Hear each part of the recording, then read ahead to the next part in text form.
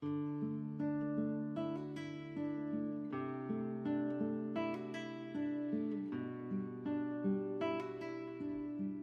bonifica dell'Agropontino fu uno dei grandi interventi realizzati durante il regime fascista. Questo progetto trasformò una vasta area paludosa del Lazio in terreni agricoli produttivi, soprattutto tra il 1930 e il 1934. Le donne ebbero un ruolo importante, anche se spesso meno visibile rispetto a quello degli uomini. Lavoro agricolo e domestico. Molte donne, arrivate con le famiglie coloniche dal Friuli Venezia Giulia, lavoravano nei poderi assegnati dall'Opera Nazionale Combattenti. Aiutavano nella coltivazione dei campi, semina, raccolta, cura degli animali. Gestivano la casa colonica e l'economia domestica e contribuivano alla stabilità delle nuove comunità rurali. Costruzione della nuova società rurale. Le donne furono fondamentali nella vita sociale dei nuovi centri urbani nati con la bonifica. Qui partecipavano alla vita comunitaria, alla scuola dei figli e alle attività organizzate da enti assistenziali.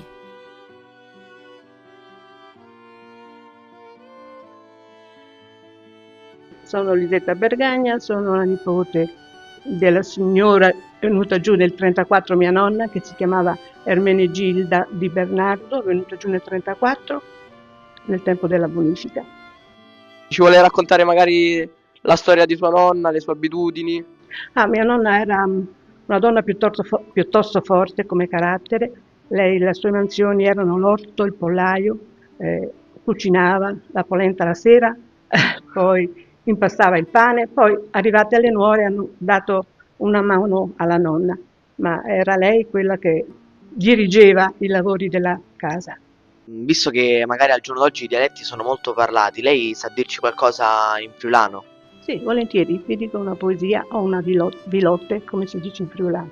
Allora, je tornate primavere, cui profumus di mil odors, tutto il monte a cambiesiere, tutti torni i colors.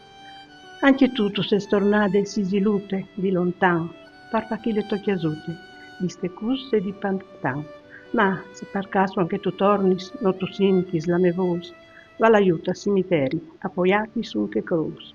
Reste pure sta appoggiate, si silute su che len. Vorrei date une bussate e ti miti sul mio sen.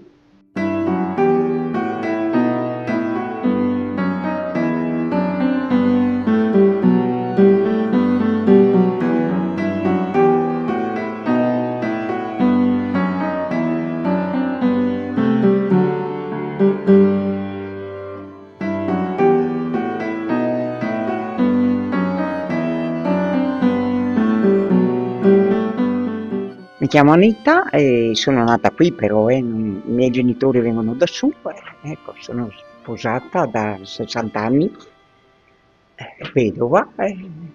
Ci vuole raccontare magari la storia della sua famiglia? Allora, la mia famiglia erano papà e mamma e 9 fratelli. Abbondante, sì.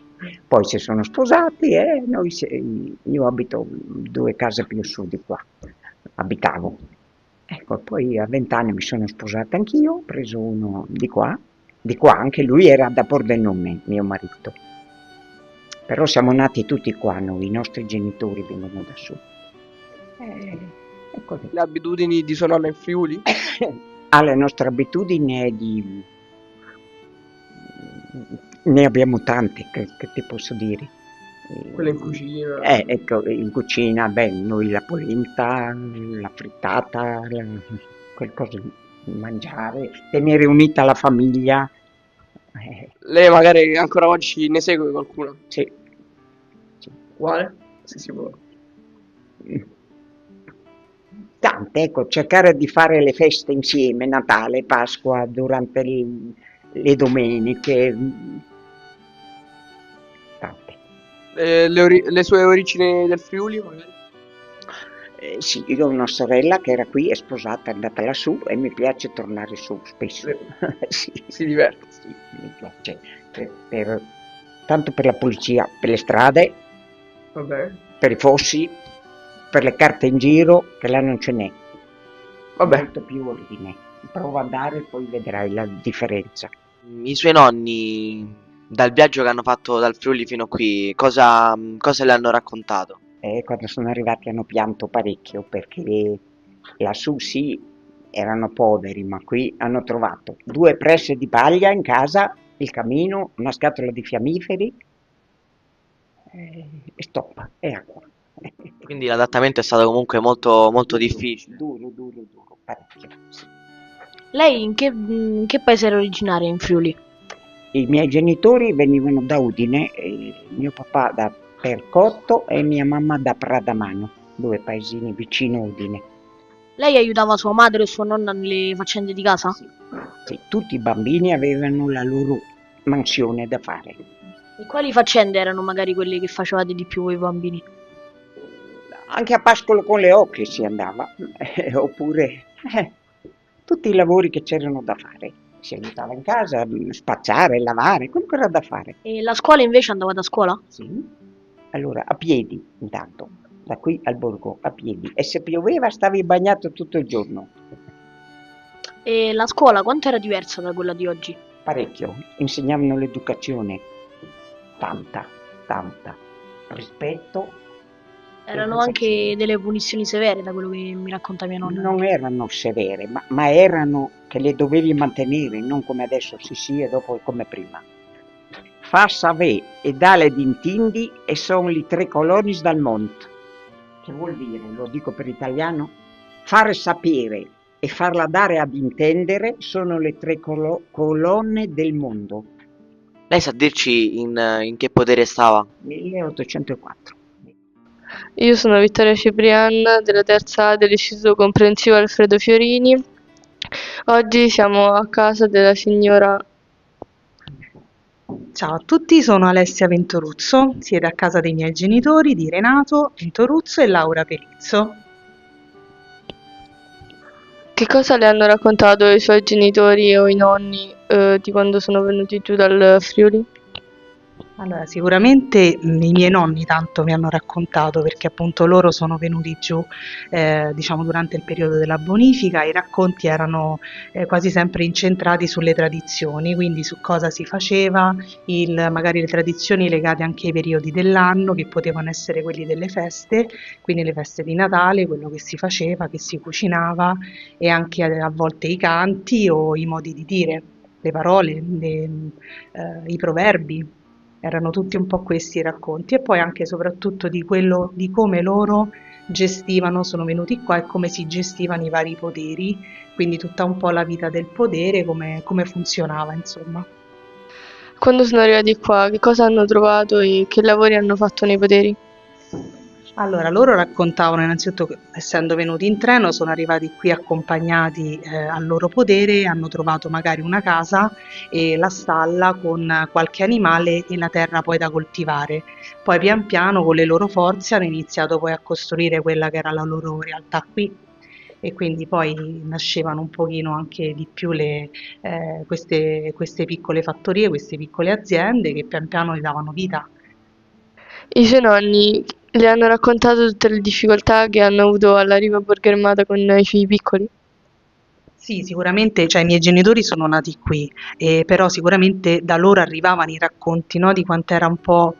Forse per noi adesso è difficile in base ai loro racconti, per loro era normale gestire i bambini e il lavoro contemporaneamente, perché magari una donna che aveva anche un figlio piccolo, molto piccolo, lattante, comunque era abituata a portarlo con sé in campagna durante i lavori, a gestire un po' tutta quanta la casa. Ad oggi ci sembra complesso, ma allora per loro era tutto normale, come anche continuare a gestire e a lavorare la campagna anche durante la gravidanza, quindi anche fino a poco tempo prima di partorire.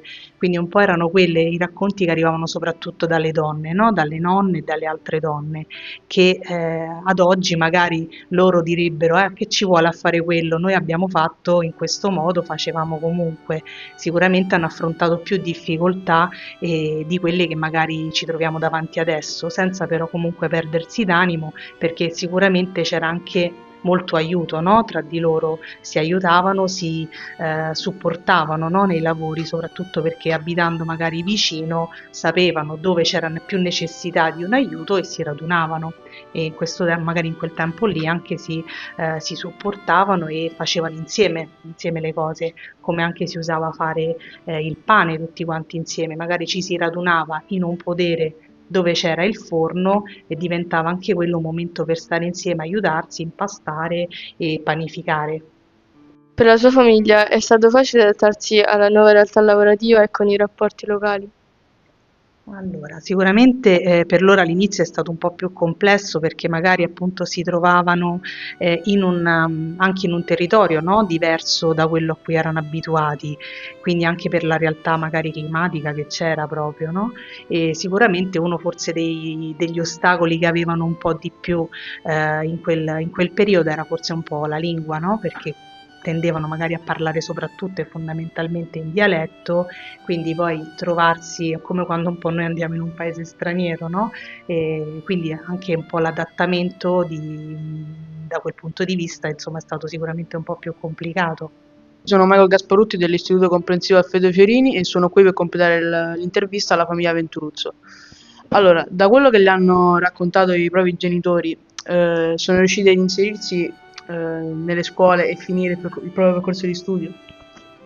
Sì, sicuramente come tutti loro sono stati chiaramente inseriti nelle scuole qui, magari sotto alcuni aspetti è stato un po' più complesso perché come dicevo anche prima diciamo loro parlavano fondamentalmente il dialetto, no? Quindi poi a scuola a volte avevano delle difficoltà, no? Perché un po' poteva capitare che scrivessero in dialetto.